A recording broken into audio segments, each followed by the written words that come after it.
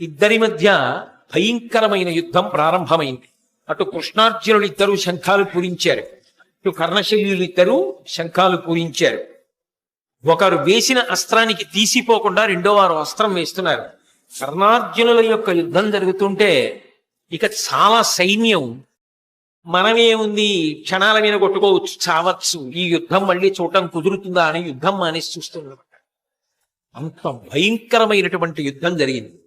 ఇక అర్జునుణ్ణి నిర్జించాలనేటటువంటి బలమైన సంకల్పంతో తాను ఖాండవవన దహనం చేసినప్పుడు తన దగ్గరికి వచ్చి నాగాస్త్రంగా మారినటువంటి అశ్వసేనుడు అనబడేటటువంటి సర్పానికి సంబంధించినటువంటి బాణము కర్ణుడు వరలో పెట్టి ప్రత్యేకంగా చందనముతోటి పుష్పాలతోటి పూజ చేసి ఎప్పుడూ భద్రంగా ఉంచుతాడు.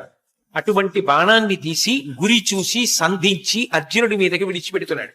అది నిజానికి అర్జునుడి యొక్క కంఠాన్ని ఉత్తరించేయాలి, కానీ సారథ్యం చేస్తున్నవాడు ఎవరు? కృష్ణ పరమాత్మ. అందుకే ఆయన రథాన్ని 5 అంగుళాలు భూమిలో దిగబడిపోయేటట్టుగా తొక్కాడు. ఆ బాణం కంఠానికి గురి పెట్టింది. 5 అంగుళాల రథం కిందకెళ్లడంలో, అర్జునుడు కూడా కిందకెళ్లడంలో కిరీటాన్ని కొట్టి వెళ్ళిపోయింది. అయినా పగ తీరక అది మళ్లీ వస్తుంటే కృష్ణుడు ఈ వృత్తాంతాన్ని అంతటినీ చెప్పిన కారణం చేత 6 బాణములు ప్రయోగించి అర్జునుడు ఆ సర్ప సంబంధమైన బాణాన్ని తుత్తునియలు చేసేశాడు, ముక్కలు చేసేశాడు. కర్ణుడు ఎంతో కష్టపడి యుద్ధం చేస్తున్నాడు.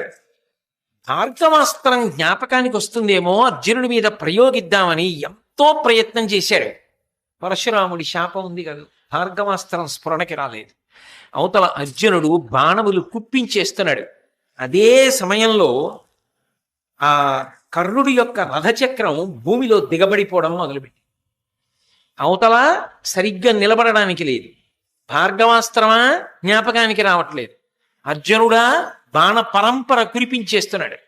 రథమా కథలతో, ధనస్సా విరిచేశాడు. అయినా ఇంకొక ధనస్సుని బాణాన్ని తీసుకుని యుద్ధం చేశాడు. ఎంత గొప్ప యుద్ధం చేశాడంటే గాంధీవం యొక్క అల్లెతాడు కట్టే ముడి విడిపోయేటట్టుగా కొట్టాడు. మళ్ళీ ముడిని సరి చేసుకుని అర్జునుడు యుద్ధం చేశాడు.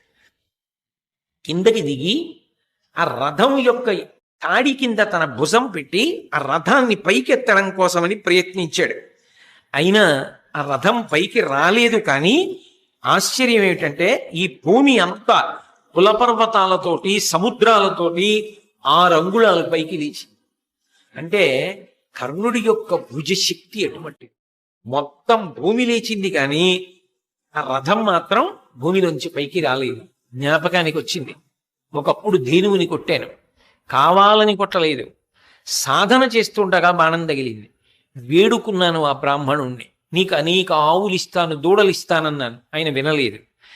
ఎవరిని మనసులో పెట్టుకుని ఇంత తీవ్ర సాధన చేసి ధేనువు మీద బాణం పడేటట్టుగా కొట్టావో ఆ వీరుడితో యుద్ధం చేసేటప్పుడు నీ రథచక్రము భూమిలో కుంగిపోవుగా కాని శపించాడు. వెంటబడి ప్రతిమాలిన ఆయన అంగీకరించలేదు, ఆ శాపాన్ని ఉపసంహారం చేయలేదు. అందుకే రథచక్రం భూమిలో దిగబడిపోయింది అనుకున్నాడు. అనుకుని అర్జునుడి వంక చూసి ఆ అర్జునుడు, అర్జున, నువ్వు రథం మీద ఉన్నావు, నేను భూమి మీద ఉన్నాను. నా రథచక్రం కుంగిపోయింది, నా రథచక్రం భూమిలోంచి పైకి రావట్లేదు. నేను రథాన్ని ఎత్తి సరిచేసుకునే ప్రయత్నం చేస్తున్నాను. అయినా ఎదుటి వీరుడు భూమి మీద ఉన్నా లేక అస్త్రములను విడిచిపెట్టి వెన్ను చూపించి పారిపోతున్నా, తల విరబోసుకుని ఉన్నా, అటువంటప్పుడు ధర్మాత్ముడైనటువంటి ఎదుటి వీరుడు బాణములు వేసి కొట్టకూడదు.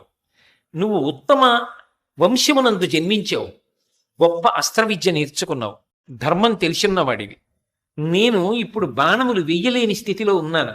రథాన్ని ముందు భూమి మీద సరిచేసుకునే ప్రయత్నంలో ఉన్నా, అయినా నువ్వు ఆపకుండా బాణప్రయోగం చేస్తున్నావు. కొంతసేపు బాణప్రయోగం ఆపు.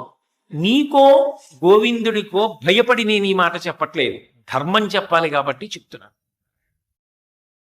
అంటే కృష్ణ పరమాత్మ అన్నాడు, అబ్బా, ఇప్పుడు ధర్మం జ్ఞాపకానికి వచ్చిందా? జ్ఞాపకానికి వస్తే రక్షించేది కాదు ధర్మం, అనుష్ఠిస్తే రక్షించేది.